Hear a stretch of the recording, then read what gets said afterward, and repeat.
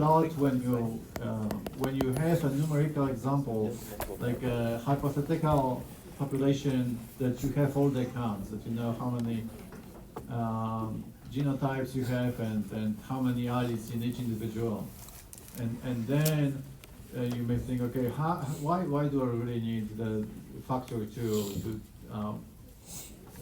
in the multiplication for recessive homozygotes? So try to do it both ways and do it with the right way and do it your way, and you will see what the difference is.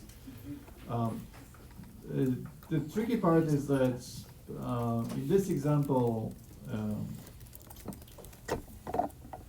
the question refers to ratio, and this is the ratio that is described here, because in the case of autosomal recessive trait like that, or disease, the selection, like I said, operates against only when it sees it, which is recessive homozygous, when it sees Tay-Sachs. In other words, the mutated allele hides in heterozygotes, and it hides pretty well. So because why is selection so insufficient to clean populations of these diseased alleles? Because there's so many heterozygotes. There are more heterozygotes than way more heterozygotes than recessive homozygotes, and that's why selection is so insufficient to select against. So we need to take this into account, that and basically this is what the question is. The question is tricky because it refers to the ratio of alleles present in recessive homozygotes and individuals that have all individuals that have this allele, which also includes heterozygotes.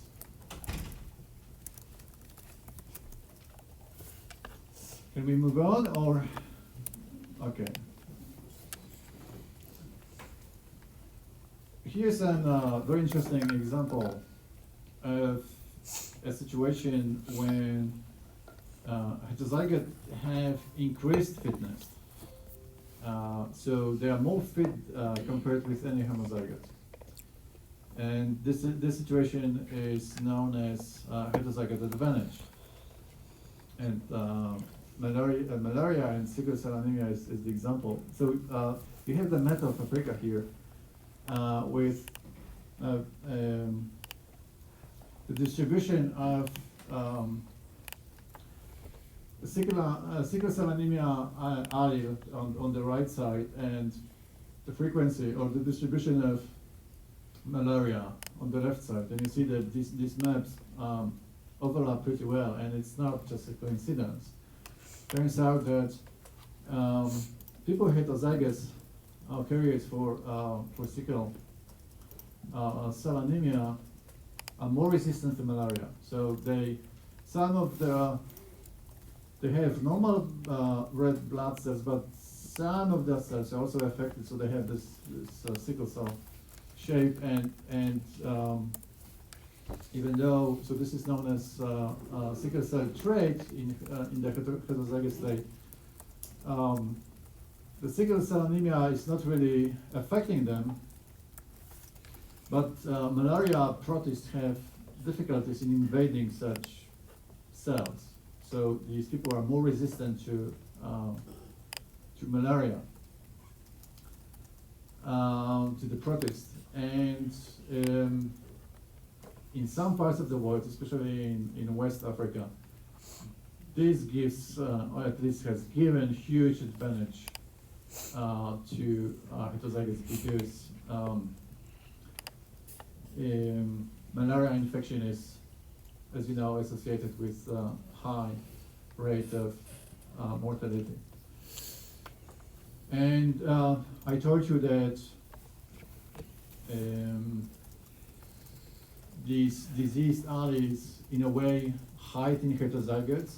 So if a heterozygote has fitness advantage like that, it increases the frequency of this allele in the population a lot, because this is really a good place to hide in, right? Because these heterozygous individuals are more successful in terms of fitness than all others, including dominant homozygotes, not to say recessive homozygotes who are not only having sickle cell anemia, but because of this, when they get malaria on top of it, it's really not helping them. So that they are even more affected than the normal individuals with malaria.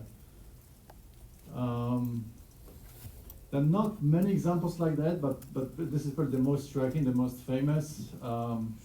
It was hypothesized that actually Tay-Sachs Tay-Sachs carriers were more resistant to tuberculosis, but I reviewed literature for that, and I don't think it holds water. The evidence is not as good as in this example.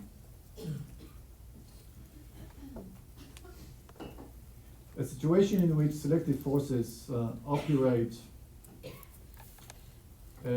both to maintain a deleterious allele and to remove it from the gene pool at the same time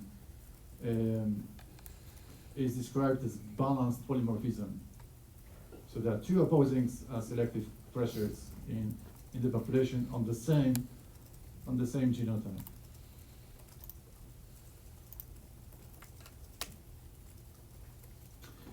Then you need to have a good feel what happens to allelic frequencies with respect to population size.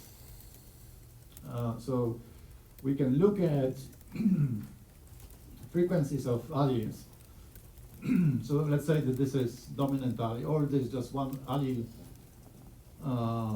A and allele lower A,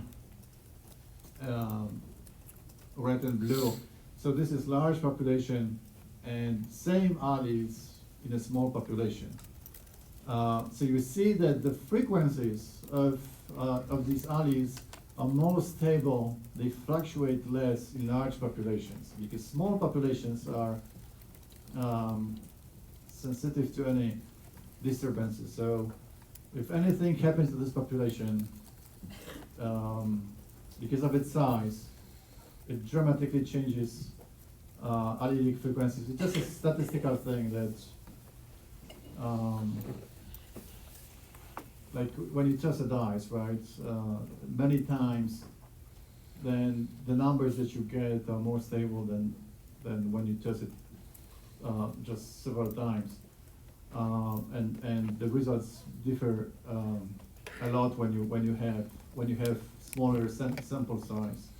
So this is basically a reflection of sample statistics behind that, and that also applies to so-called founder effect.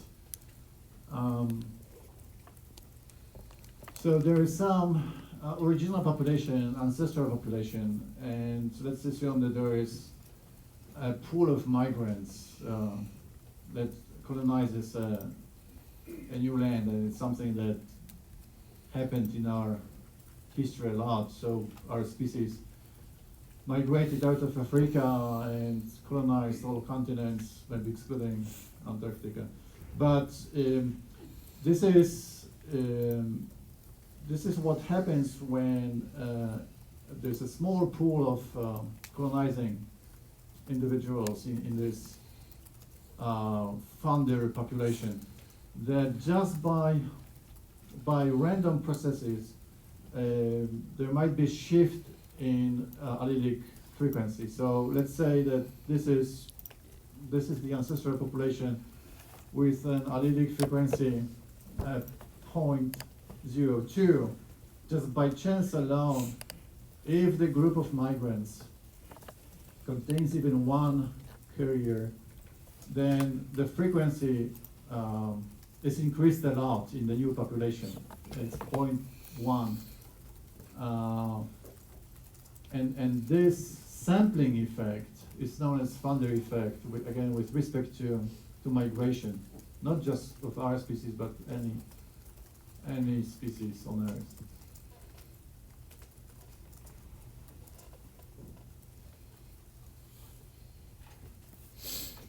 And now we think about all these isolated populations, like Iceland, or like in this example, this table actually refers to Ashkenazi Jews.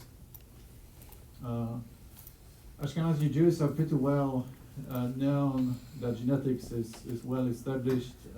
Those are migrants from Eastern Europe who live in the United States, but also in Israel, of course. And by isolation, mostly cultural, religious isolation from other populations over generations, and also given the small size of this population, there are many unique diseases that occur there. And again, this is something that can be explained by this Funder effect. From this table, I don't expect you to memorize it all, but I would like you to maybe remember the three most common, which is Gaucher disease, and you have the description here, then cystic fibrosis, and Tay-Sachs, and we're going to talk about those more soon.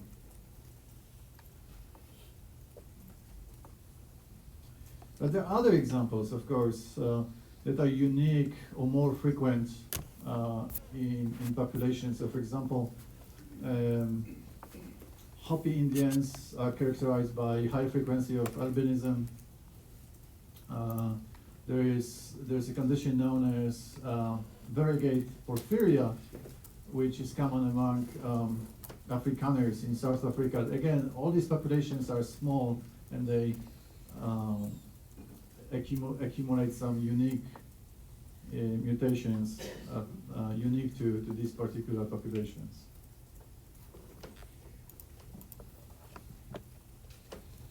Here's a table with more examples. Sickle cell anemia. The incidence of the disease is 1 in 400 among US African Americans. It's way lower in other populations. So here's a comparison with Hispanic American. Then Rh negative is relatively rare allele. This is the blood type allele, but it's more common among white Americans than non-white. And then the third example is phenylketonuria, or PKU, that also is characterized by some interpopulation differences. Like Scotland has quite high incidence of this disease compared with here Finland and Japan and other populations. So that refers to like more recent demographic events like migrations, because all these populations that we were talking about are relatively recent. But I'd like to mention some very ancient migrations and gene flow, because we are all deriving from Africa, and this is where our species originated. And the first migration out of Africa took place around 100,000 years ago, and the first migrants actually went to Australia through Middle East, of course, and then along the Indian coast, and they reached Australia. We don't really know how they did it, but most likely the level of water in oceans was way lower, so they basically could walk down to Australia. Um, and all these ancient patterns actually still have impacts. We can still see impact of all these migration patterns till today. But there is even more striking discovery that was made recently, namely that our species, the modern human species, hybridized with other ancient species, like other hominid species. So years back, when I was teaching genetics, I was back in Texas. I was teaching that there was no evidence for interbreeding or genetic admixture between our species and other species. But that all has changed after a paper in Science in which the Neanderthal genome was sequenced. So there were some well-preserved bones of Neanderthals found in Europe and Asia, and researchers were able to derive DNA from these bones and sequence the whole genome and compare it with the modern human genome. And they found some interesting differences, but not so many of them. In general, these two genomes are similar. But based on the genetic polymorphism patterns, they discovered that there are some Neanderthal unique variants that are shared with Europeans and Asians, but not Africans, which is explained by the fact that there was some interbreeding between our species and Neanderthals, probably in Europe or Asia, after the migration out of Africa. So these African populations that stayed behind don't have these variants, but all those that migrated to Europe and Asia have this admixture.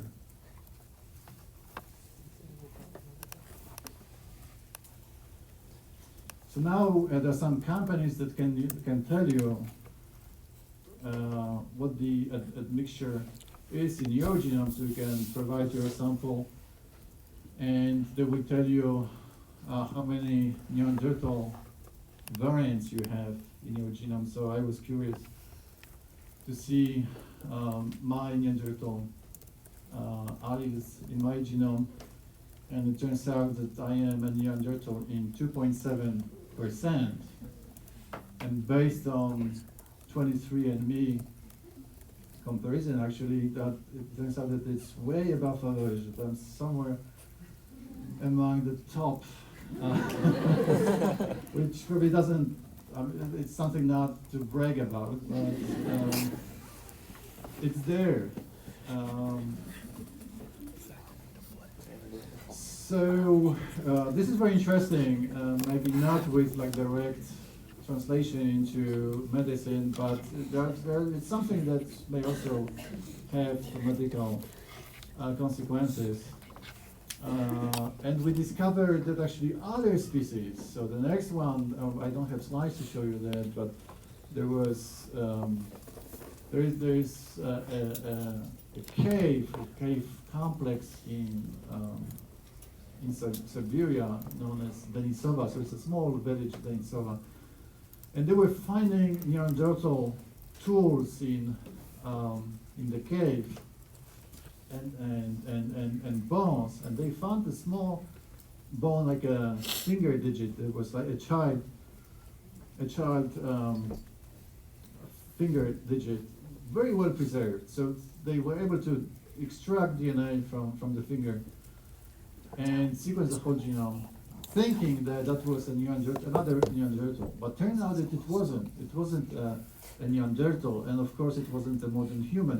It was something else that was more distant from modern human even than Neanderthal was. So they called it the Nisovan because of the village, the nearby village. And then, so that's like a third hominid genome that we have. Similar comparisons were made as with Neanderthals, and turned out that there are some human populations that have a mixture, also genetic admixture of this Denisovan species, especially those from Southeast Asia, like New Guinea. Native populations have some admixture of Denisovan. We don't know how that happened and when exactly, but some interbreeding was taking place, and there was a recent paper that there's another species that we don't even have a name yet. It's called like a ghost species that we know nothing about that. We don't have any bones, anything. It just based on the analysis of genetic polymorphism and comparisons with all these ancient species, we see that there was a mixture from another species that again it's more like a statistical genomic inference, but again we don't really know anything about the species. We don't even have its bones.